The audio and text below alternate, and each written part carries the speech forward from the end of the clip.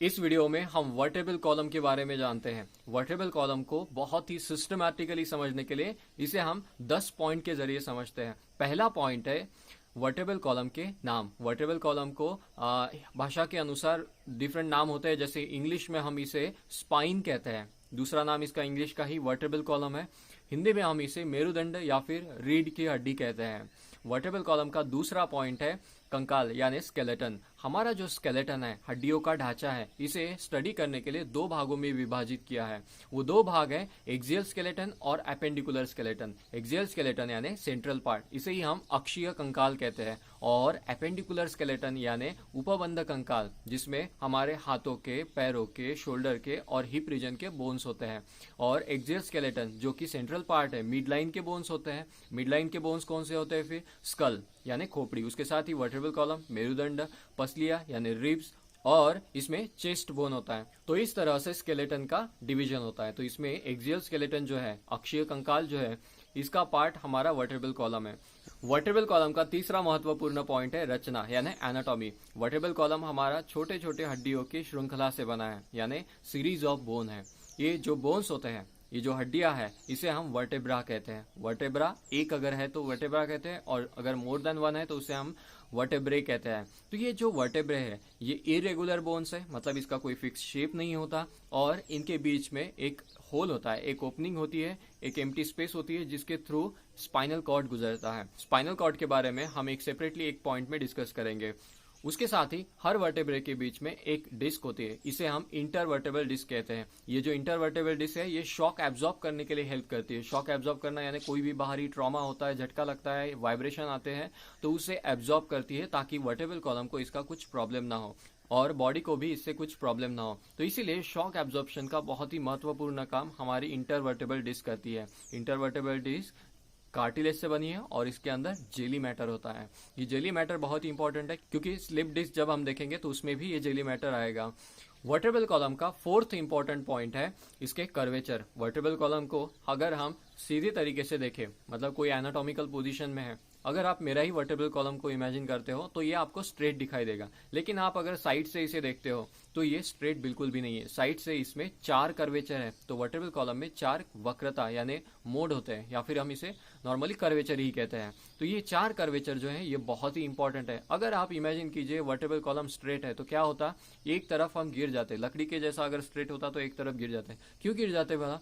हमारा जो body mass है, ये अनइवनली डिस्ट्रीब्यूटेड है। मतलब हमारा सर जो है ये थोड़ा हेवी है, उसके साथ ही नेक जो है वो थीन हो जाती है, अगेन चेस्ट रीजन ब्रॉड हो जाता है, स्टमक का रीजन और थीन हो जाता है। तो इसके अकॉर्डिंग इस मास को बैलेंस करने के लिए वर्टेब्रल कॉलम का शेप इस तरह से है। अगर ये स्ट्रेट होता तो मास को ये लकड़ी की तरह होल्ड नहीं कर पाता, एक तरफ गिर जाता। आपने देखा होगा जो ओवरवेट होते हैं, जिनका पेट बहुत ज्यादा बढ़ जाता है, अगर वो आगे झुकते हैं तो उनका बैलेंसिंग बिगड़ जाता है, वो आगे गिरते हैं।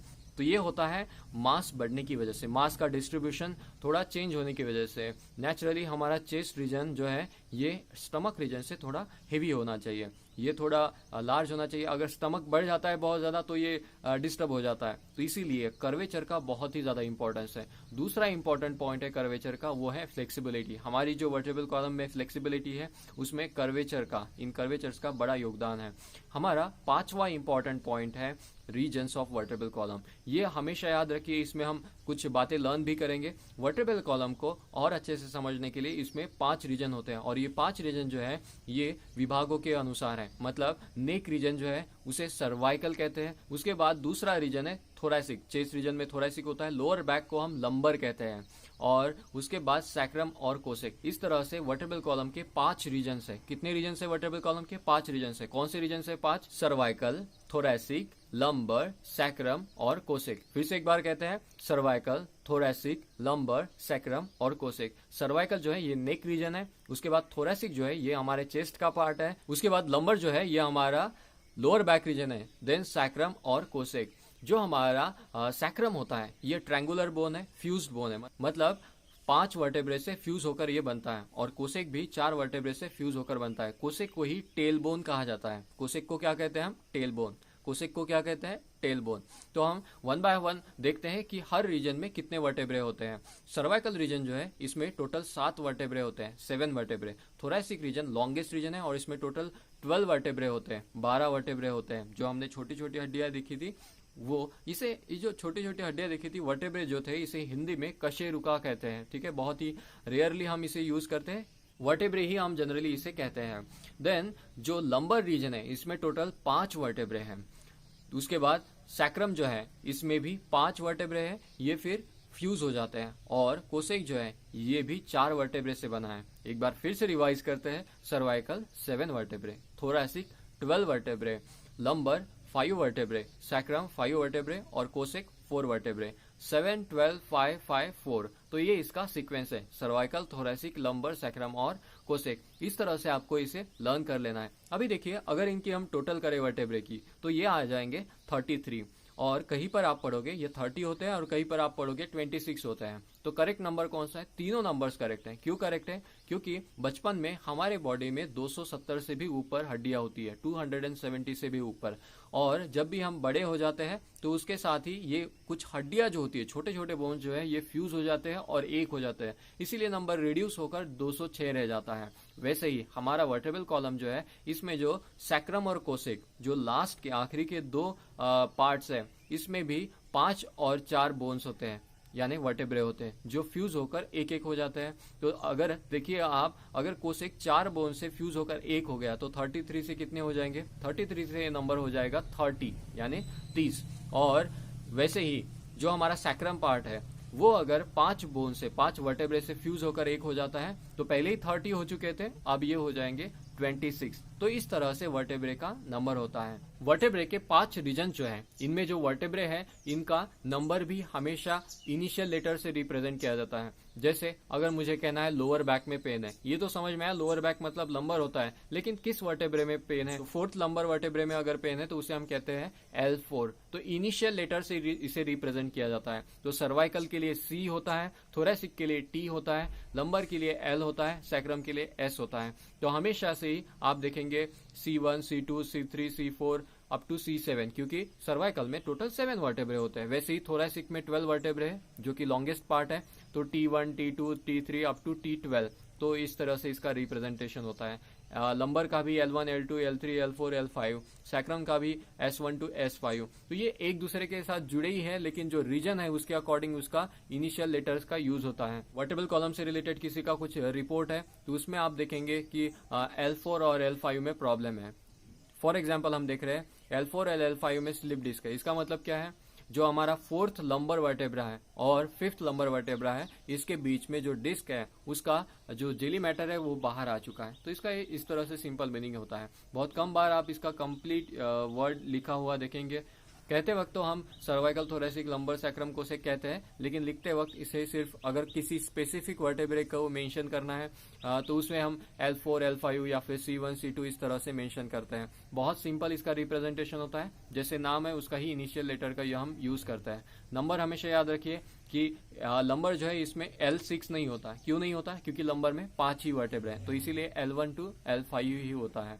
वर्टेब्रल रीजन्स को कभी भी भूलना नहीं है। और हमेशा याद रखिए, ये जो 5 पॉइंट अभी तक हमने डिस्कस किए, ये स्ट्रक्चरल पार्ट था, मतलब वर्टेब्रल कॉलम की एनाटॉमी से रिलेटेड था। तो ये 5 पॉइंट हम फिर से रिवाइज करते हैं। पहला पॉइंट था नाम, इसके नाम क्या होते हैं? रीढ़ की हड्डी, वर्टेब्रल कॉलम, स्पाइन या फिर मेरुदंड इसे हम कहते हैं। दूसरा पॉइंट था ये किस स्केलेटन का पार्ट है? तो ये एक्सियल स्केलेटन यानी अक्षीय कंकाल का भाग है। अक्षीय कंकाल यानी जो सेंट्रल पार्ट फॉर्म करता है। तीसरा पॉइंट हमारा था वर्टेब्रल कॉलम की रचना यानी एनाटॉमी। वर्टेब्रल कॉलम छोटे छोटे सीरीज ऑफ बोन्स यानी श्रृंखला से बना है, इसे हम वर्टेब्रे कहते हैं। वर्टेब्रे के बीच में एक इंटरवर्टेब्रल डिस्क होती है जो शॉक एब्जॉर्प्शन के लिए काम करती है। इसे अगर कुछ प्रॉब्लम होता है तो बड़ी दिक्कत हो सकती है। वर्टेब्रे का शेप जो है ये इरेगुलर होता है और इसके बीच में एक होल होता है जिसके थ्रू स्पाइनल कॉर्ड गुजरता है, जो कि ब्रेन से निकलता है।